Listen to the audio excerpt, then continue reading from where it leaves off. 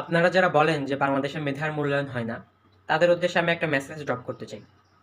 মেধার মূল্যায়ন বলতে যদি কোনো কিছু একটা থেকে থাকে, তাহলে সেটা একমাত্র বাংলাদেশে হয়। এখন আপনারা বলতে পারেন যে মেধার মূল্যায়ন যদি হয়েই থাকতো তাহলে এত কোটা আন্দোলন, এত এই আন্দোলন, সেই আন্দোলন, এত বৈষম্য, এত কিছু থাকতো না। আপনারা আমার কথা শুনলে ক্লিয়ার হতে পারবেন যে আমি কেন কথাটা বলছি। মনে করেন যে আপনি পড়ালেখা শেষ করছেন, এখন আপনি চাকরির প্রার্থী।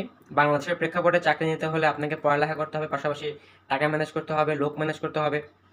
এরপরে টাকা দিয়ে লোকের মাধ্যমে আপনি কোশ্চেন কিনবেন, এরপরে আপনি চাকরি করবেন। তাহলে এখন আপনি লোক ম্যানেজ করলেন, টাকাও জোগাড় করলেন, এরপর লোকের মাধ্যমে টাকা দিয়ে আপনি কোশ্চেনও কিনলেন, কিনে আপনি কোশ্চেনটা সলভ করে নাকে তেল দিয়ে মনের সুখে ঘুমালেন। আহা, আগামীকালকে আমার পরীক্ষা, আমি তো কোশ্চেন পেয়ে গেছি, এখন আমি কালকে হলে গিয়ে আমি একদম মনের সুখে লিখে আসবো, দাগায় আসবো। আপনি যদি এই চিন্তা করে আপনার যদি নাকে তেল দিয়ে ঘুমায় যান আর ভাবেন যে পরশুদিন গিয়ে জয়েন করবেন, তাহলে আপনি বোকার স্বর্গে বসবাস করছেন। হ্যাঁ, আপনি বোকার স্বর্গে বসবাস করছেন। কারণ আপনি যে প্রশ্নটা কিনছেন, কোশ্চেনটা কিনছেন, আপনার মতো এরকম আরো 700 জন কোশ্চেন কিনছে, পোস্ট হলো 500টা। তাহলে পোস্ট 500টা আর কোশ্চেন কিনছে আপনার মতো 700 জন।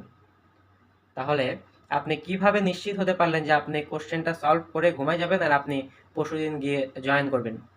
এটা কখনো সম্ভব না। আপনাকে কোশ্চেন পাওয়ার পরে কোশ্চেনের একদম টপ টু বটম, এ থেকে জেড পর্যন্ত একদম ঠোঁটস্থ করতে হবে। কোশ্চেনের দাড়ি কমা জের জবর যা আছে সব করে ফেলতে হবে, এবং আপনার মেধার সর্বোচ্চটা আপনাকে ব্যবহার করতে হবে। মেধার প্রয়োগ ঘটাতে হবে আপনাকে সেখানে, যেন আপনি 100-র মধ্যে 102-3 পেয়ে আপনি আপনার জবটা নিশ্চিত করতে পারেন। তাহলে এখন আপনারাই বলেন যে বাংলাদেশের মেধার মূল্যায়নটা আসলে হলো না কিভাবে?